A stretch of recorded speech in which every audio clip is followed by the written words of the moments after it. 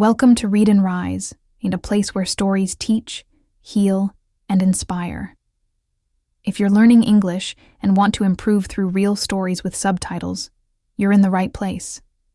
Don't forget to subscribe, like, and hit the bell so you never miss a new story.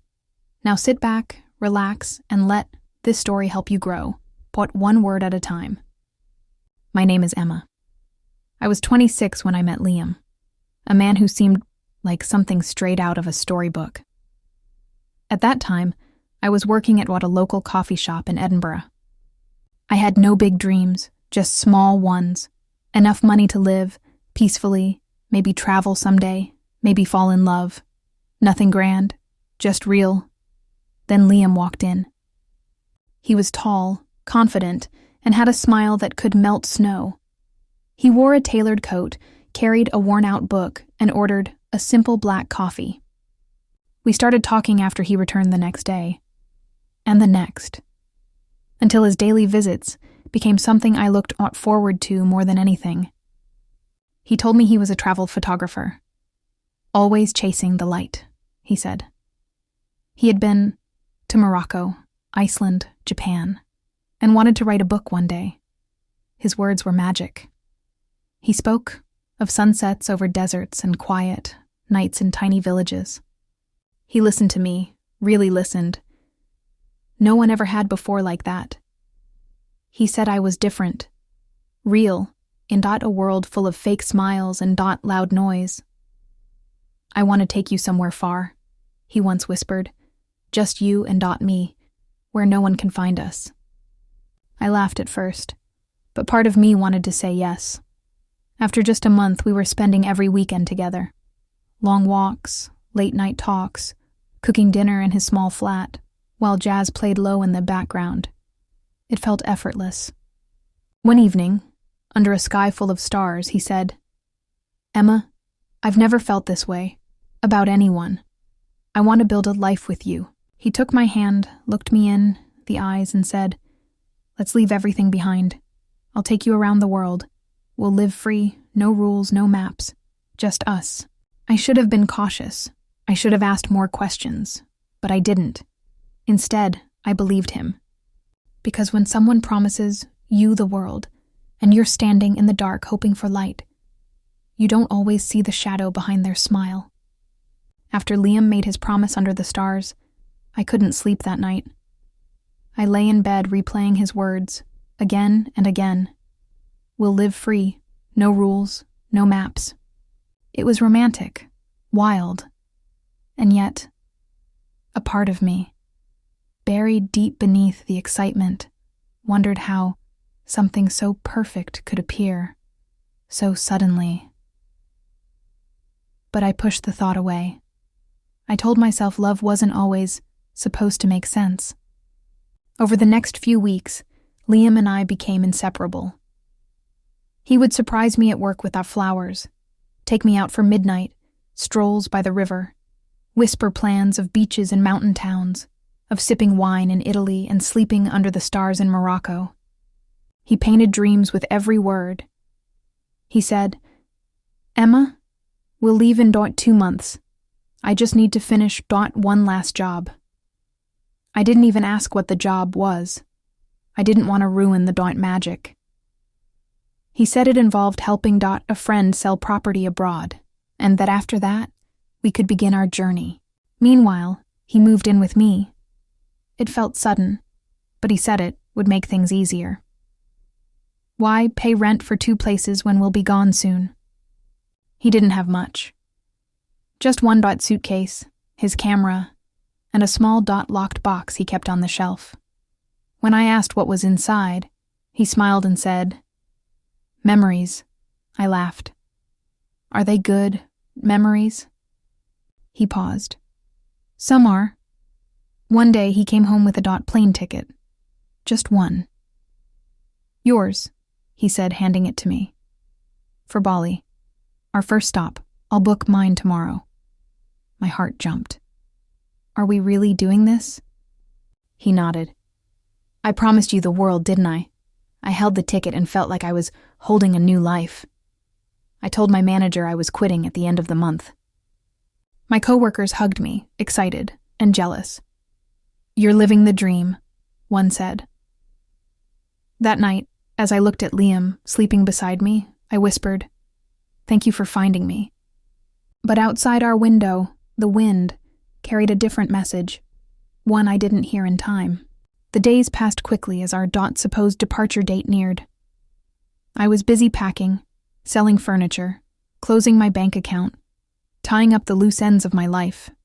Liam, on the other hand, had grown quieter.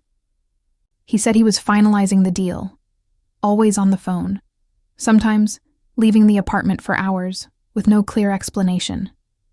I didn't question him. I was afraid that if I pushed too hard, the dream might collapse. But small things started to change. He stopped bringing me coffee in the mornings. He no longer talked about our plans. He didn't even smile the same. One night I woke up and found him sitting alone in the living room, staring at the floor.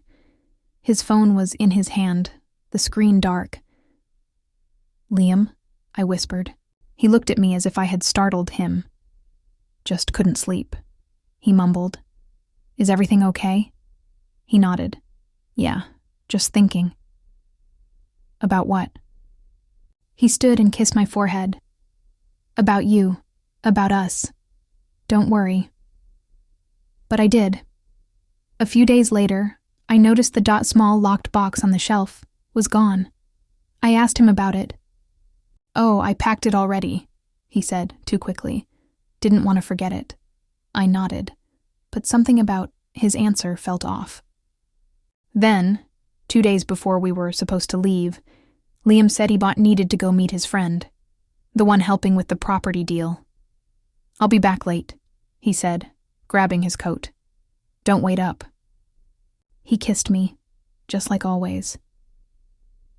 But that night, he didn't come home. I stayed up all night, staring at the door. My mind was racing. I told myself he must have gotten caught up, maybe lost signal, maybe stayed with a friend. But deep down, something darker whispered, "He's gone." The next morning, I checked with the airport. No ticket had been booked under his name. I checked the phone number he had given me when we first met, disconnected, and just like that, the man who promised me the world vanished. At first, I couldn't believe it. I sat by the window for hours, hoping he would come back through the door, smiling, with some story to explain it all. Maybe he lost his phone. Maybe he was in trouble. Maybe he needed help. But he didn't come back. That evening, I called every hospital in the area. Nothing. I called the police, trying not to sound panicked. "He's not missing," they said. "He's an adult. Maybe he just left." Those words hit me like ice. Maybe he just left. I checked his suitcase. It was gone. So were a few shirts I hadn't noticed missing. The small box, the one with memories, never came back. The drawer where he kept his passport was empty. That's when it truly hit me. Liam didn't vanish. He walked away. On purpose. I felt sick, humiliated. I had quit my job, sold my things, told everyone I was leaving the country. And now, nothing. I started tracing everything he'd told me. The photography website he showed me, the domain was expired. The agency he said he worked for, no record. Even the photo he claimed was from Iceland? I found it later, a stock image on Google. It was all fiction. My life had been rewritten by a stranger with a soft voice and 1,000 lies. I didn't cry right away. The tears came days later, in the middle of brushing my teeth. I broke down on the bathroom floor and stayed there until the sun came up. And when I finally stood, I looked at myself in the mirror, pale, tired, angry. I whispered, "You believed him." But that wasn't the worst part. The worst part was that a tiny part of me still hoped I was wrong, that maybe somehow Liam would walk through the door and say, I'm sorry. But silence was louder than any apology could ever be. In the days that followed, I became obsessed. I couldn't accept that Liam had just walked out of my life. Not without warning. Not after everything he said. I began retracing every step, every word, every smile, looking for signs I might have missed. I searched his name online. Liam Rivers. No solid records. No old social media. No .professional links. Then I remembered the photo he kept on his nightstand, the one with a dog and an old van. I scanned it with a reverse image tool. It wasn't his photo. It was from a travel blog, someone else's life. Everything he showed me had been borrowed. Stolen, maybe. He had created a person out of pieces, a puzzle that never truly belonged to him. I remembered something else. His handwriting. On the plane-bought ticket he gave me, he'd written, "For us, to forever." I compared it to a note he once left in my apartment mailbox before we lived together. But the handwriting was different. Was even his name fake? It became clear that Liam Rivers may have never existed. But then came the worst discovery. My savings, the money I'd withdrawn before we were supposed to travel, was gone. I kept it in an envelope, hidden behind books on my shelf. Almost $4,000. I had checked it weeks ago. I hadn't looked since. Gone. Every note. Vanished. And that's when I stopped hoping. He hadn't left because of fear or confusion. He hadn't disappeared by mistake. He had planned it all. The timing, the promises, the charm. They were calculated. I wasn't the woman he loved. I was a target, and my heart hadn't just been broken.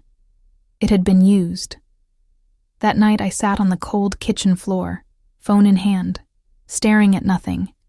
But slowly something shifted inside me. I wasn't just going to cry anymore. I was going to find him. I started with what little I had left. A few photos. A short voice message. His jacket, which he left hanging behind the door. And a name I no longer trusted. Liam Rivers. I reached out to Claire, a journalist friend I hadn't spoken to in years. She used to investigate scams and .cons for local papers. When I told her what happened, she didn't sound surprised. "I've heard this before," she said. "Different names, same tricks. But you were smart to keep the ticket and the photo. I can dig from there." Within days, she was sending me screenshots and links. A man who looked exactly like Liam, or whatever his name was, had appeared in a dating forum years ago. He used the name Ethan Vale. In another post, he was Noah R. And another, Daniel Scott. Same face, different names, different women, different victims. Claire found a thread from a woman in Spain who described almost the exact same experience: the charm, the promise to travel, the sudden vanishing, the missing money. I reached out. Her name was Alina. We messaged late into the night. She had met him 2 years ago in Barcelona. He left her with nothing but a fake address and a broken heart. "I used to feel stupid," she wrote. "But then I realized he's a professional. A professional liar. With Claire's help, I made a report to the authorities, but they were skeptical. No confirmed identity, no address, no digital trace that led to anything solid. Just stories. So I did something desperate. I posted a video online, not to go viral, but to find others. I spoke honestly, holding up the fake plane ticket, showing his face. I told the world what he did. I begged anyone who had seen him to come forward. It didn't take long. Comments flooded in, emails, messages from women across the UK and beyond. He had used different stories each time, always romantic, always too perfect, and always ending the same way. He had disappeared. But now, for the first time, he had left a trail, and I wasn't alone. With every new message, a clearer picture formed. His real name, we discovered, was Matthew Cole, born in Liverpool, moved frequently, never stayed in one city too long. No criminal record under that name, but plenty of incidents that were never officially reported. Claire traced a pattern. He'd charm women, earn their trust, stay just long enough to access savings or gain small luxuries, and then vanish without a trace. Each story followed the same arc: romance, promises, travel, disappearance. He never stayed longer than 6 months. I had been with him for 2. He was getting faster. Claire managed to find an old passport photo connected to the name Matthew Cole. It was him. No question. His hair was shorter, and he wore glasses, but the eyes, that same look of softness masking calculation, were unmistakable. I stared at the image for hours. That was the man I let into my home, into my heart. The police opened an investigation, though their tone remained cautious. He didn't steal millions, they said. And without solid financial evidence, we can't charge him with anything yet. I wanted to scream. Wasn't my life enough? That's when Alina messaged me again. She had found a new clue, a recent photo posted by a woman in Berlin. Her name was Tanya. She was smiling, in the photo, her arm around him, Matthew. She called him Leo. I felt cold all over. He was still active, still lying, still moving. We reached out. Tanya replied 2 days later. At first, she didn't believe us. She said Leo was kind, gentle, planning to take her to Prague. We sent her everything, the photos, the stories, even the airline ticket. Her reply was only 2 words. Oh God. She hadn't seen him in 2 days. Another escape. Another broken promise. But this time we were closer than ever. He couldn't hide forever. Tanya agreed to work with us. Shaken, but furious, she handed over everything she had: voice messages, photos, hotel receipts. It was clear. He'd used the same lines, the same charm. Promises of travel, late-night stories, about freedom and love.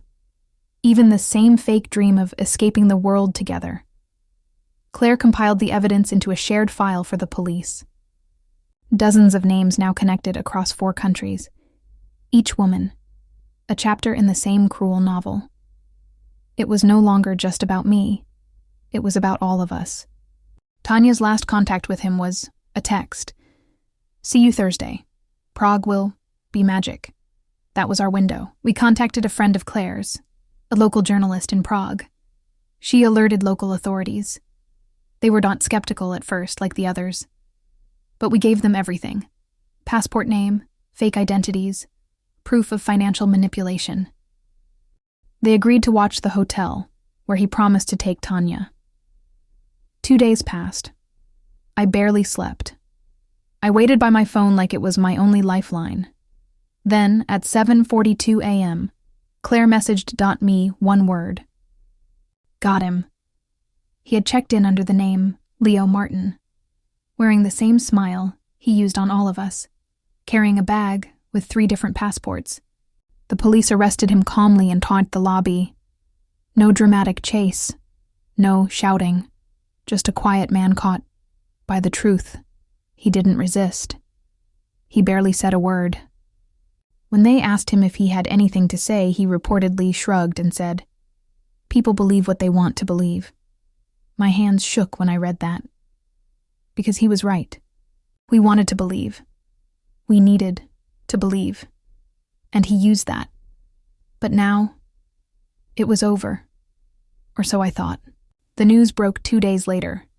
International romance scammer. Caught in Prague. Multiple identities, dozens of victims. 1 man. His face was everywhere. The same charming smile.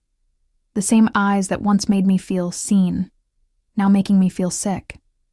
News outlets used words like con artist, fraudster, and serial manipulator.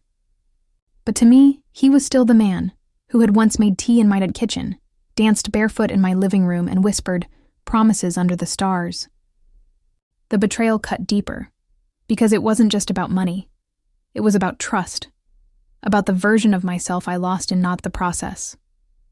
Women began reaching out to each other, forming an online support group. We shared our stories, our hurt, our anger. Some had lost more than money. They'd lost time, friends, jobs. One woman had moved countries for him. Another had taken out a loan in his name. He had ruined lives with his smile. But justice, we learned, moves slowly because many of us hadn't filed police reports, and because the amounts stolen were considered minor in legal terms. The case became complicated. Authorities were struggling to pin serious charges on him. Claire stayed on the case, pushing the story through media, gathering more testimony. But frustration grew. Would he really walk free? Then something happened. A woman in Germany, Anna, came forward with bank records showing Matthew had used her name to open multiple accounts across borders. This was no longer just romance fraud. It was identity theft. The breakthrough the police needed. The charges began stacking up. But even with justice on the way, the weight of what happened lingered. Every morning I still woke up, half expecting a message from him. Every man who smiled at me felt like a test. Every word of affection felt suspicious. Because once someone teaches you how easy it is to lie, it becomes harder to trust anything that feels good. The courtroom was small, colder than I expected. I flew to Prague for the hearing, joined by 3 other women, Alina, Tanya, and Anna. We had never met in person before, but when we hugged outside at the courthouse, it felt like we'd known each other for years. Our pain connected us more deeply than time ever could. He was there, of course, Matthew Cole. Hair shorter, face tired, still wearing that calm expression that had once made so many of us fall for him. He didn't look at us. The charges read aloud were long and layered. Identity fraud, cross-border financial theft, forgery, exploiting vulnerable individuals for financial gain. But only some of them could stick. Many victims hadn't filed reports. Some countries wouldn't pursue charges due to low financial damage. It didn't matter how many hearts were broken, only what could be proven. We gave our statements, each one different, yet the same. I believed him. He made me trust him. He used love to destroy. When it was my turn, I stood before him in the court. My hands trembled, my throat tightened, but I spoke. This wasn't about money, I said. This was about betrayal, about how easy it is for someone to pretend to love you, just to take what they want. He looked up then, just once. I didn't flinch. In the end, the court sentenced him to 5 years in prison. Not as much as we'd hoped, but enough to stop him, for now. After the verdict, Tanya whispered, "It won't undo the damage." "No," I replied. "But it stops." The bleeding. Outside the court, reporters tried to ask questions, but we walked away together. We didn't need to say anything else, because we weren't just victims anymore. We were survivors. After the trial, I returned home. Not to the same flat, not to the same street, but to a quieter place on the edge of the city. I didn't want reminders. I didn't want memories sitting in the corners of the room, watching me every morning. I started over. I found a new job at a bookstore. It was peaceful. Books don't lie. They don't promise you the world and vanish. The first few weeks were hard. I avoided eye contact. I jumped every time my phone buzzed. I kept replaying conversations with Matthew, trying to find the exact moment where the lie began. But there wasn't one. It began the second he smiled. Healing wasn't beautiful or graceful. It was messy. I cried at random. I got angry at nothing. I distrusted kindness. But little by little, I got stronger. One day, a customer complimented, My necklace. "It's lovely," she said. I smiled and said, "Thank you," without shrinking into myself. Another day, I went to that river, the same one Liam used to walk me along. And this time, I didn't think of him. I thought of how calm that water was, how it moved forward without stopping. I met with Alina and Tanya on a video call every week. We joked about how we'd all fallen for Mr. Perfect, and how we would now spot a fake romantic a mile away. We weren't broken anymore. One afternoon, I got a letter. No return address. Inside, just a plain sheet of paper with a short note. "I never meant to hurt you." I stared at the handwriting. It was his. Neat. Precise. For a moment, I felt that old confusion rise. The part of me that still wanted to believe there had been something real.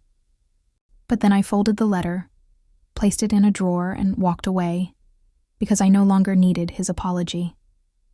I didn't need closure from a man who never intended to give it. I had found my own. A year has passed. 12 months since the night Matthew vanished from my life. Since I watched my dreams collapse, brick by brick, into the truth. I still think about him sometimes. Not because I miss him, but because I want to remember what I've survived, what I've learned. Because the truth is, he didn't just take my money. He took my trust. He made me question myself, my choices, my instincts.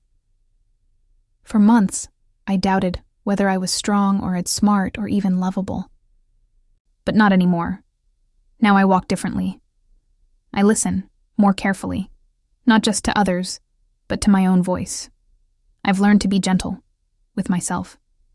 To see red flags not as warnings for the future, but as lessons from the past. I still work at the bookstore. I've even started writing short stories about strength, about healing, some based on truth, some purely fiction, all of them honest.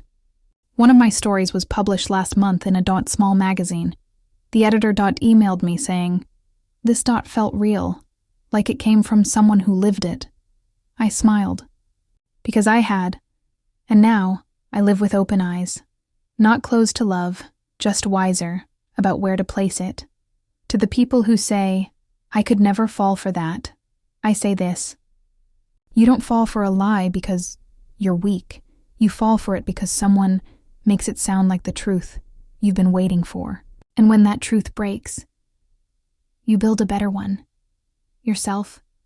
So no, I never got the world. He promised me. But I found something better. I found me.